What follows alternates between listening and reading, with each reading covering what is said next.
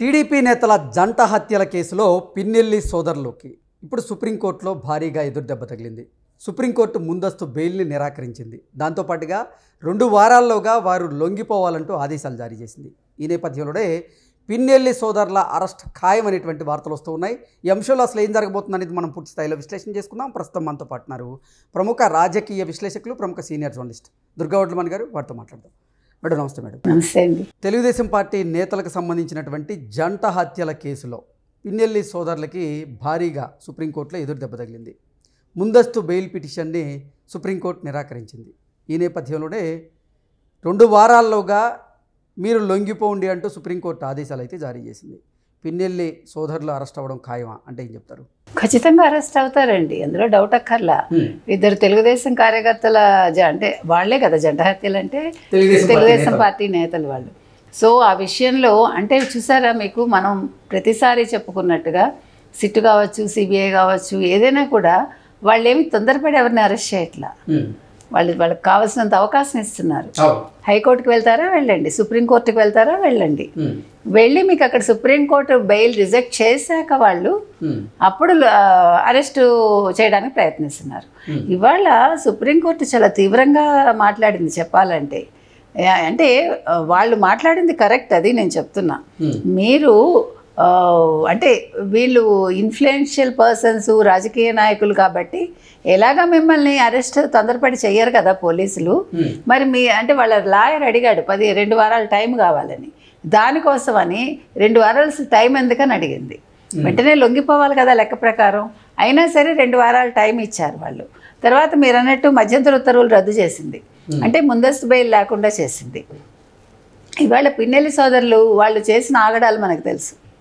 వాళ్ళు ఎలాగా అసలు మీకు ఎలక్షన్ టైంలో కూడా మనం చూసాము వాళ్ళు అతను ఏం చేశాడు అనేది.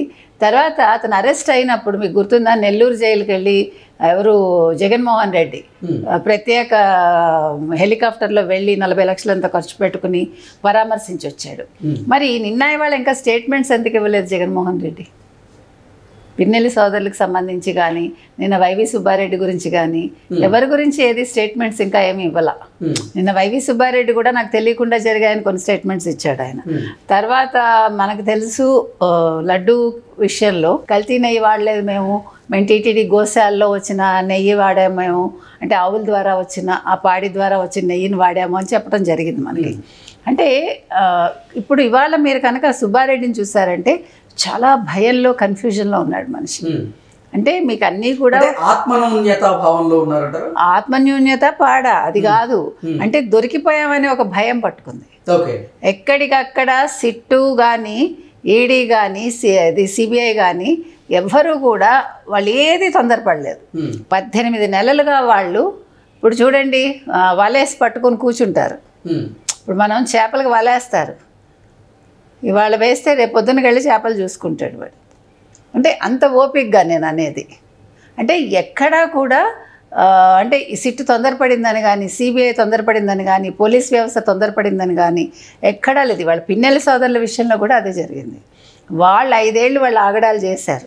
మీకు తెలిస్తే ఊళ్ళు ఖాళీ చేసి వెళ్ళిపోయారు వీళ్ళ ధాటికి. తెలుగుదేశానికి సంబంధించిన వాళ్ళు ఇట్లా బెదిరించి మీరు అంటే పార్టీ మార్చడానికి కూడా ట్రై చేశారు కదా అప్పట్లో వైసీపీ వాళ్ళందరూ.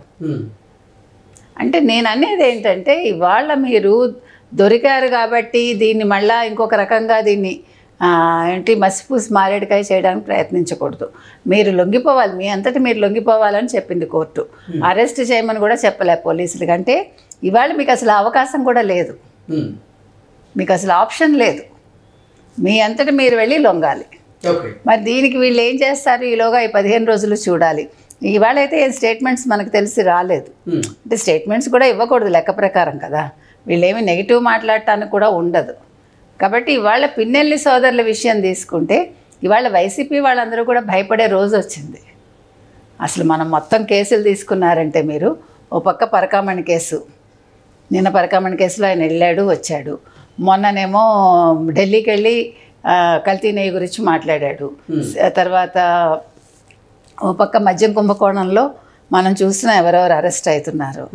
ఇట్లా నిన్న ఇది బాంబేలో ఒక అతను అరెస్ట్ చేయడం జరిగింది. ఇదే జంట హత్యల కేసులో సుప్రీంకోర్టు గతంలో ఇచ్చినటువంటి మధ్యంతర వెసులుబాటు కానివ్వండి, ఉపశమనం ఏదైతే ఉందో దాన్ని కూడా రద్దు చేస్తూ ఇప్పుడు సుప్రీంకోర్టు నిర్ణయం తీసుకుంది. సో ఖచ్చితంగా 2 వారాల్లోగా ఇప్పుడు పిన్నెల్లి సోదరులు లొంగిపోక తప్పదు. ఒకవేళ లొంగిపోకపోతే పోలీసులు ఖచ్చితంగా వేటాడి ఎక్కడున్నా సరే అరెస్ట్ చేస్తారు. సో పిన్నెల్లి బ్రదర్స్ పరిస్థితి ఏంటి అంటే ఏం చెప్తారు? ఇప్పుడు మరి మళ్ళా లుకౌట్ నోటీసులు జారీ చేస్తారా, రెడ్ కార్నర్ నోటీసులు జారీ చేస్తారా? వీళ్ళు తప్పి 2 వారాల్లోగా లొంగిపోకపోతే పరిస్థితి తప్పదు. 2 వారాల్లోగా లొంగిపోకపోతే అంటే మీరు 2 వారాలు టైం ఇచ్చాక వాళ్ళు చెప్పకుండా వెళ్ళిపోతే మీరేం చేస్తారు దేశం విడిచి? సో ఇప్పుడే మరి ఇవ్వాలిగా. అలాంటప్పుడు నేను అనేది అలర్ట్గా ఉండాల్సిన పరిస్థితి ఉంది కదా. ఎయిర్పోర్ట్స్ కావచ్చు, లేదు బస్ స్టాండ్లు కావచ్చు, రైల్వే స్టేషన్స్ కావచ్చు, యూ డోంట్ నో. ఈవెన్ దాన్ని ఏమంటారు, షిప్లు వెళ్తాయి కదా, అంటే వెళ్ళటానికి వెసులుబాటు ఉండే చోటంతా కూడా మీకు మరి నోటీసులు ఇవ్వాలిగా పిన్నెల్లి సోదరులది. లేకపోతే వాళ్ళు లొంగుతారని అనుకుని 15 రోజులు మీరు టైం ఇచ్చాక వాళ్ళు ఈలోగా ఒక ఫైన్ మార్నింగ్ వెళ్ళిపోయారు అనుకోండి, ఎట్లా తీసుకొస్తారు వాళ్ళని? కాబట్టి అంటే కోర్టు ఇచ్చింది కరెక్ట్గానే ఇచ్చింది. ఈ విషయంలో పోలీసులు కూడా ముందు జాగ్రత్త చర్యలు తీసుకోవాలి. ఎందుకంటే మీరు నమ్మడానికి లేదు. మన భాస్కర్ రెడ్డి, చెవిరెడ్డి భాస్కర్ రెడ్డిని చూడలా? చెవిరెడ్డి భాస్కర్ రెడ్డి కావచ్చు, వెంకటరెడ్డి కావచ్చు, ఎక్కడ పట్టుకున్నారు? బెంగళూరు ఎయిర్పోర్ట్లో పట్టుకున్నారు. సౌత్ ఆఫ్రికాను ఎక్కడికో వెళ్ళిపోదాం అనుకో, లండన్కో. కాబట్టి నేను అనేది ఏంటంటే మీరు వైసీపీ వాళ్ళని చాలా నిజాయితీ పరులు, కోర్టు చెప్పింది పాటించేస్తారు, వీళ్ళు వచ్చి లొంగిపోతారు అనే భ్రమల్లో ఉండకూడదు. వాళ్ళు ఎప్పుడూ కూడా పక్క బెదిరి వాళ్ళకు ఉండాలి, పోలీసులకు ఉండకూడదు. పోలీసులు ఆలోచించాల్సింది ఏంటంటే వీళ్ళు ఏ రకంగానైనా మోసం చేయగలరు అనేది మాత్రం దృష్టిలో పెట్టుకుని వాళ్ళ మీద ఒక నిఘా పెట్టించారు.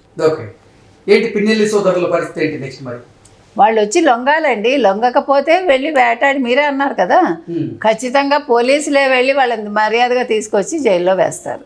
ఇప్పుడు వాళ్ళు అక్కడ ఆధారాలు ఉన్నాయి కాబట్టి వాళ్ళు ఇంత దూరం వచ్చింది కేసు. లేకపోతే మొదట్లోనే వీగిపోతుందిగా. మీకు ఆ మొదట్లోనే కొట్టేయలేదంటే దాని అర్థం అదేగా. నేను అంటున్నది అది. కాబట్టి నేను చెప్పొచ్చేది ఏంటంటే పిన్నెల్లి బ్రదర్స్ మీద మీరు అంటే వాళ్ళని తేలిగ్గా తీసుకోవద్దు, వాళ్ళని ఫర్ గ్రాంటెడ్గా తీసుకోవద్దు. వాళ్ళు వచ్చేస్తారని, వాళ్ళు వచ్చి లొంగిపోతారా అనేది నాకు సందేహం. కాబట్టి వాళ్ళు పారిపోయే అవకాశాలు ఎక్కువ ఉంటాయి. ఎందుకంటే మీకు మనం చూసాం, ఎవరు బాలాజీ గోవిందప్ప కావచ్చు, అతను స్పాలో దొరికాడు. దాన్ని ఇప్పుడు ఎలాగా సుప్రీంకోర్టు తీర్పు వచ్చిన తర్వాత పారిపోయేటువంటి పరిస్థితి అయితే ఉండదు. ఎందుకంటే నిఘా నేత్రాలు ఇంటాడుతూ ఉంటాయి కాబట్టి.